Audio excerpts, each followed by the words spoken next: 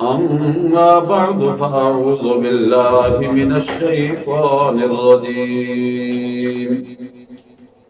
بسم الله الرحمن الرحيم. يا أيها الناس اعبدوا ربكم الذي خلقكم والذين من قبلكم لعلكم تتقون. الذي جعل لكم الأرض فراشا والسماء بناء وأنزل من السماء ماء فأخرج به من الثمرات رزقا لكم فلا تجعلوا لله أندادا وأنتم تعلمون.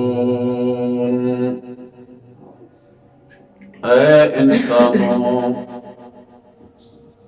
اعبدوا ربکم، عبادت کرو تم اپنے پروردگار کی،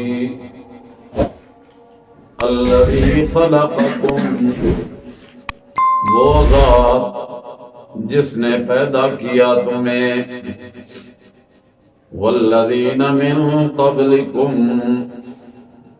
اور ان کو جو تم سے پہلے گزر گئے، تمہارے باپ دادا پہلے گزرے، انبیاء، اولیاء، صلحاء، جنات، ملائکہ، لعلکم تتقون، تاکہ تم پرہیزگار بن جاؤ. الذی جعل لکم الارض فراشا، وہ ذات جس نے بنایا تمہارے لیے زمین کو بچھونا، والسماء بناء، اور آسمان کو چھت، وَأَنزَلَ مِنَ السَّمَاءِ مَاءً، اور اتارا اس نے آسمانوں سے پانی، فَأَخْرَجَ بِهِ، پھر نکالا اس نے اس پانی کے ساتھ، مِنَ الثَّمَرَاتِ رِزْقًا لَكُمْ، پھلوں سے روزی تمہارے لیے، فلا تجعلوا للہ اندادا، پس نہ بناؤ اللہ کے شریک، وانتم تعلمون، اور تم جانتے ہو کہ اللہ کے ساتھ شریک بنانا کتنا بڑا جرم ہے. سبحانک لا علم لنا الا ما علمتنا انک انت العلیم الحکیم. اللهم صل على سيدنا ومولانا محمد وعلى آل سيدنا ومولانا محمد وبارك وسلم ثم صل عليه. آج کا ہمارا سبق سورہ البقرہ کی 2 آیات، آیت نمبر 21 اور 22 پہ مشتمل ہے، جو لفظی ترجمے کے ساتھ ہم نے دہرایا ہے، آپ نے سنا ہے.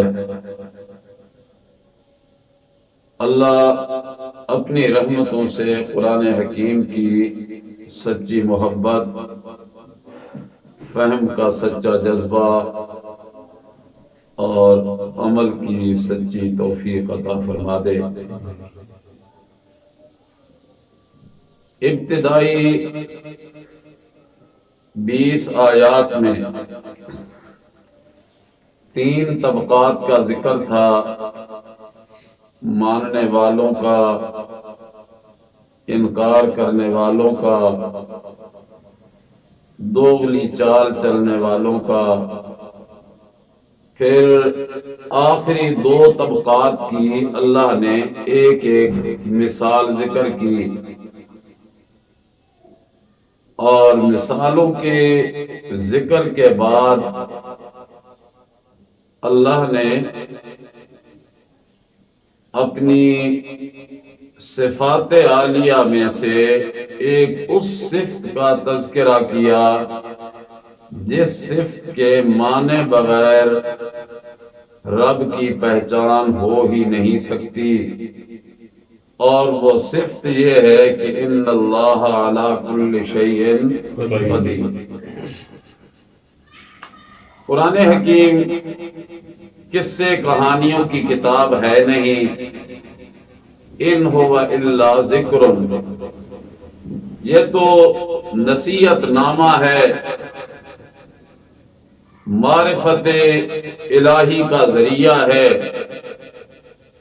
اللہ کی سچی پہچان جس کے نتیجے میں پہچان رکھنے والا یہ عزم کر لیتا ہے، تہیہ کر لیتا ہے، دل میں پختہ یقین کر لیتا ہے کہ میری آہوزاری کو، میری دعاؤں کو، میری التجاؤں کو میرے اللہ کے بغیر سننے والا بھی کوئی نہیں، میرے دل کے حال کو اس کے بغیر جاننے والا بھی کوئی نہیں، میرے سجدوں کو، میرے کعبے کے گرد طوافوں کو، میرے مال کی قربانیوں کو، میری بدنی حرکات و سکنات کو اللہ کے بغیر نہ کوئی جانتا ہے اور نہ ہی کوئی قبول کرنے کی صلاحیت رکھتا ہے۔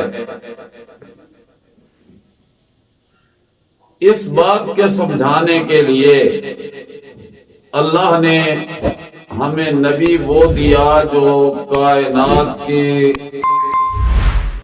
سردار ہیں، تمام نبیوں کے امام ہیں صلی اللہ علیہ وسلم، اور پھر پیغمبر کریم علیہ السلام کے قلب اطہر پہ اس کلام کا میرے اللہ نے انتخاب کر کے پہلی ساری آسمانی کتابوں کی تصدیق کر دی اس کتاب کے ذریعے، مصدقا لما معہم مصدق لما معکم، ان الفاظ کے ساتھ میرے اللہ نے پہلی آسمانی کتابوں کی تصدیق اور پہلے بھیجے ہوئے انبیاء علیہ السلام کی حقانیت، صداقت، امانت، دیانت، ان کی عظمتوں کا تذکرہ کیا اور ان الفاظ میں سمجھایا کہ تلک الرسل فضلنا بعضهم علی بعض۔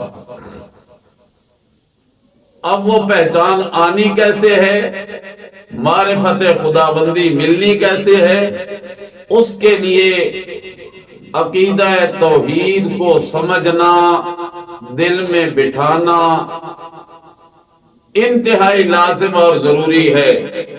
جب تک یہ عقیدہ مضبوط نہ ہو اتنے تک رب کی حقیقی اور سچی پہچان ہو سکتی نہیں ہے۔ اس کے لیے اللہ کریم نے قرآن حکیم میں جا بجا دعوے کیے، اور دعووں کا عنوان کیا ہوتا کہ کائنات والوں، تمہارا معبود حقیقی میں ہی ہوں، میرے بغیر کوئی نہیں۔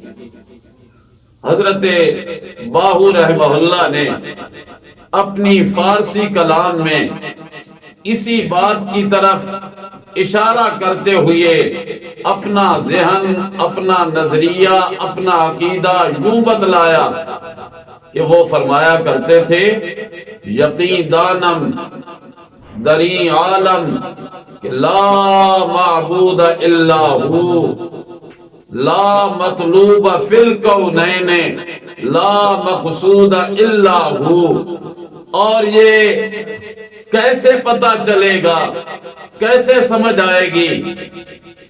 آگے کہتے ہیں، چو تیغے لا بدستاری بیا تنہا چے غمداری مجو از غیر حق یاری کہ لا فتاح الا ہو۔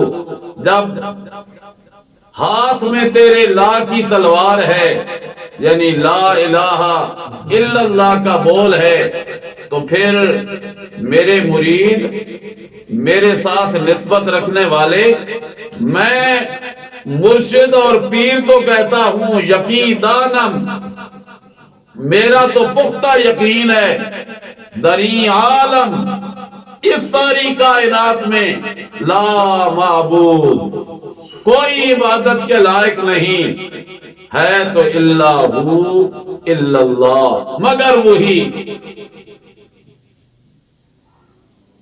پھر کہتے ہیں جب لا کی تلوار ہاتھ میں ہے تو پھر ڈر کس کا، خطرہ کس کا، خوف کس کا؟ پھر تنہا آ جا، اکیلا ہو جا، اور اس بات کی فکر نہ کر کہ مجھے لوگ ہڑپ کر جائیں گے۔ جب تیرا یقین یہ ہوگا کہ اللہ کے بغیر مشکلوں کو حل کرنے والا کوئی نہیں، تو پھر مجو از غیر حق یاری، اللہ کے سوا کسی اور سے مدد کا طلبگار نہ بن، اس لیے کہ لا فتاح الا ہو، مشکلوں کو حل کرنے والا، رحمت کے دروازے کھولنے والا اس کے بغیر کوئی نہیں۔ اللہ نے دعوے کیے اور پھر ان دعووں کو دلائل کے وزنی دلائل کے، اور دلائل بھی وہ جن کو مانے بغیر چارہ بھی کوئی نہیں۔ سورۃ بقرہ میں اللہ نے 3 دفعہ اس دعوے کا ذکر کیا، اور چوتھی دفعہ بغیر دعوے کے ذکر کے مضبوط ترین دلیل قائم کی۔ پہلا دعویٰ یہاں سے شروع ہو رہا ہے آج کے سبق سے، گویا سورۃ بقرہ کا حقیقی عنوان آج کے سبق سے شروع ہو رہا ہے، اور وہ دعویٰ کیا ہے؟ یا ایھا الناس اعبدوا ربکم، او انسانوں عبادت کرو اپنے رب کی۔ دوسری دفعہ اسی سورۃ بقرہ میں دعویٰ کیا اللہ کریم نے، نکالو ذرا صفحہ نمبر 23، دوسرا پارہ، تیسرے رکوع کی آخری آیت ہے، صفحے کے نیچے سے 5 سطر پیچھے۔ وَإِلَٰهُكُمْ إِلَٰهٌ وَاحِدٌ لَا إِلَٰهَ إِلَّا هُوَ الرَّحْمَٰنُ الرَّحِيمُ، دوسری دفعہ۔ اور تیسری دفعہ نکالو تیسرا پارہ، پہلا صفحہ، آیت الکرسی۔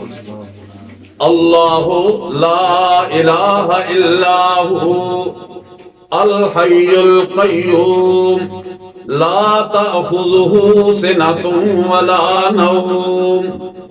چوتھی دفعہ دعویٰ نہیں، دلیل مضبوط ہے، بالکل آخری رکوع ہے سورۃ بقرہ کا، صفحہ 45۔ للہ ما فی السماوات وما فی الارض وَإِن تُبْدُوا مَا فِي أَنفُسِكُمْ أَوْ تُخْفُوهُ يُحَاسِبْكُم بِهِ اللَّهُ فَيَغْفِرُ لِمَن يَشَاءُ وَيُعَذِّبُ مَن يَشَاءُ وَاللَّهُ عَلَى كُلِّ شَيْءٍ قَدِيرٌ۔ اور ہر دعوے پہ اللہ نے دلیلیں ذکر کی۔ پہلی دفعہ دعویٰ کیا، 5 شقوں میں اللہ نے دلیل دی، 5 اندازوں میں میرے رب نے اس دعوے کو ثابت کیا، اور دوسری دفعہ اس پہ میرے اللہ نے 7 انداز اختیار کیے دلائل بدلنے کے، اور تیسری دفعہ آیت الکرسی میں 9 دلیلوں سے میرے اللہ نے واضح کیا، اور چوتھی دفعہ تتمہ ہے، مہر ہے۔ آخری بار میرے رب نے کہا کہ میں جو تمہیں کہتا ہوں کہ عبادت کے لائق میں ہوں، میرے بغیر کوئی نہیں، تمہارا الہ اکیلا اللہ ہے، اور وہ ایسا اللہ ہے کہ ان صفتوں کا مالک ہے۔ وہ جو تمہارا معبود ہے، جو کچھ تمہیں نظر آ رہا یا نہیں نظر آ رہا، آسمانوں میں ہے یا زمین میں، ظاہر تمہارے سامنے ہے یا باطن میں مخفی اور پوشیدہ ہے، فرمایا للہ ما فی السماوات وما فی الارض، جو کچھ آسمانوں میں ہے، جو کچھ زمین میں ہے، یہ سب کچھ کس کا ہے؟ اللہ ہی کا ہے۔ اسی لیے وہ فارسی والا کہتا ہے نا، در حقیقت مالک ہر شے خدا است، در حقیقت مالک ہر شے خدا است، لیک ای امانت مکان، کوٹھی، گاڑی، کاروبار، تجارت، دکان، یہ امانت ہے، لیک ای امانت چند روز نزد ماست، یہ چند دن کی ہمارے پاس امانت ہے، پھر جس کا مال ہے اسی کے حوالے کر کے ہم نے چلے جانا ہے۔ اللہ اللہ۔ چلیے جی، پہلا دعویٰ ہے، یا ایھا الناس، اے انسانوں، اعبدوا ربکم، عبادت کرو تم اپنے پروردگار کی، اپنے رب کی۔ کون رب؟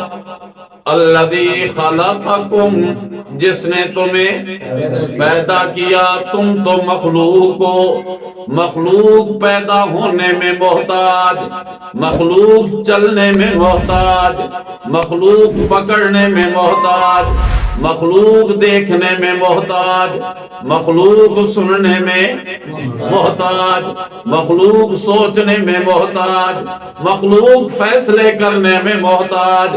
پھر بھلا کیسے دعویٰ کیا جا سکے کہ خالق کا مقابلہ ہو جائے؟ نہیں ہو سکتا، نہیں ہو سکتا۔ الذی خلقکم، وہی تمہارا خالق، اور جن کو تم نے معبود بنایا، فرشتوں کو بنایا، جنات کو بنایا، انبیاء کو بنایا، اولیاء کو بنایا۔ کیسے بنایا؟ ہم مشرکین مکہ نے کہا فرشتے اللہ کی بیٹیاں ہیں، جنات اللہ کریم کی، بڑا جو جنی وہ اللہ کریم کے ساتھ نسبت رکھنے والی، اللہ کریم ان کی بات کو رد نہیں کر سکتا۔ اور یہود و نصارہ نے کیا کیا؟ کسی نے حضرت عزیر کو، کسی نے حضرت عیسیٰ کو، کسی نے حضرت مریم کو اپنا معبود الہ بنا لیا۔ اللہ فرماتے اعبدوا ربکم، لا عیسیٰ، لا مریم، لا عزیر، للجن وللملائکہ، نہ تو حضرت عزیر عبادت کے لائق، نہ حضرت عیسیٰ عبادت کے لائق، نہ حضرت مریم معبودیت کے لائق، نہ جنات اور فرشتے عبادت کے لائق کوئی نہیں، انبیاء اولیاء معبودیت کے لائق کوئی نہیں۔ کیوں نہیں؟ کہ وہ تو سارے مخلوق ہیں، وہ سارے مخلوق ہیں، اور مخلوق خالق کا کے برابر ہو سکتی؟ اعبدو، عبادت کرو۔ اب عبادت کیا ہے؟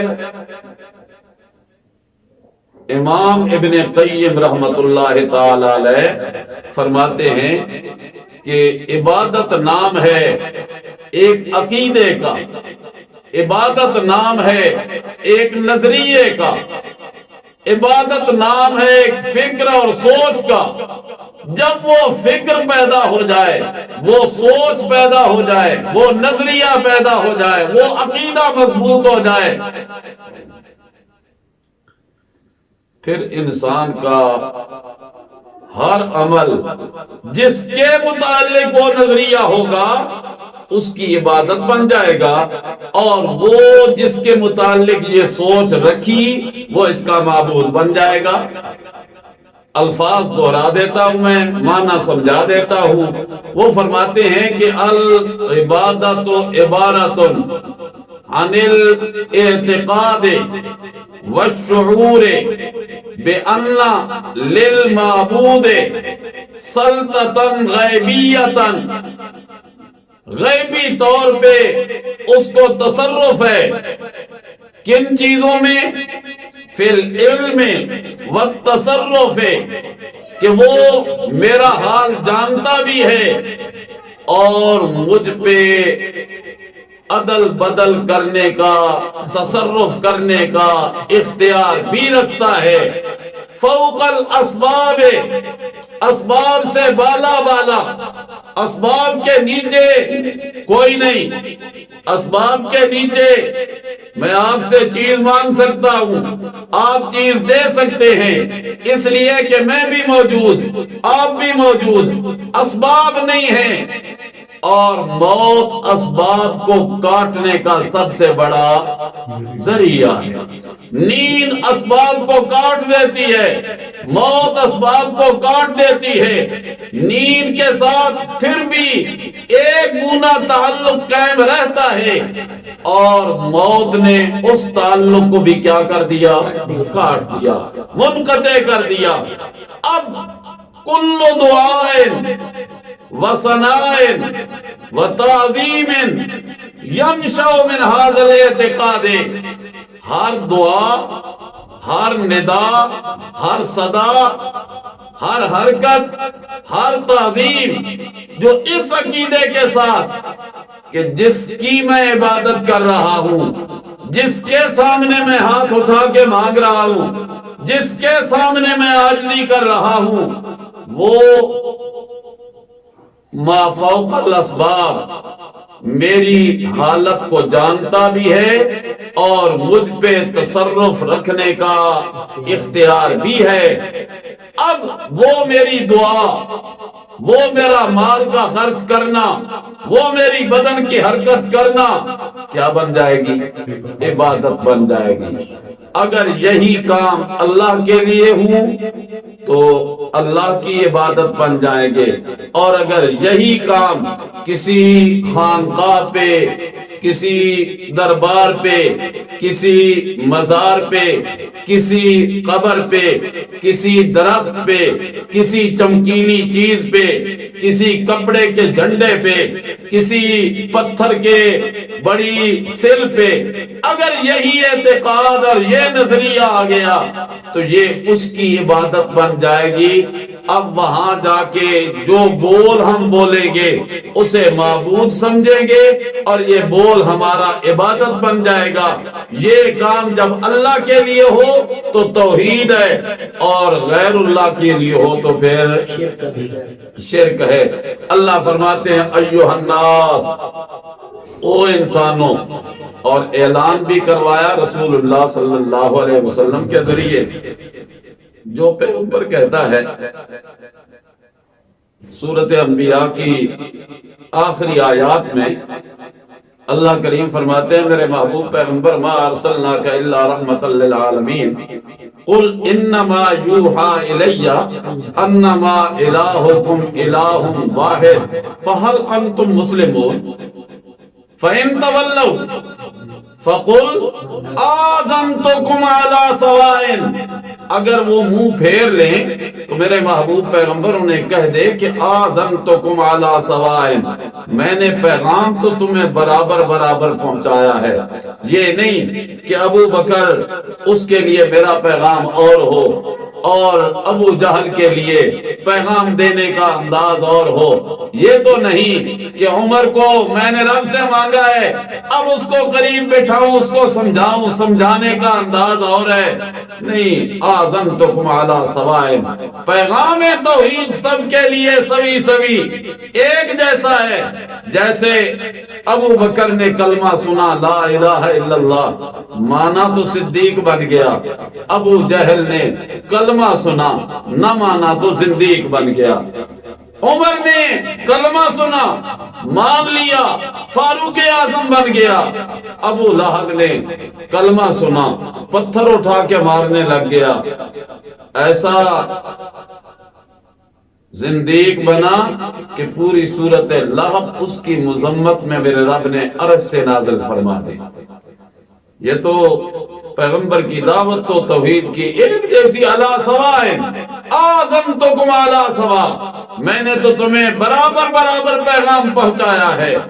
جس نے مان لیا سعادت مند بن گیا، جس نے انکار کیا بدبخت اور بد نصیب اور جہنم کا ایندھن بن گیا۔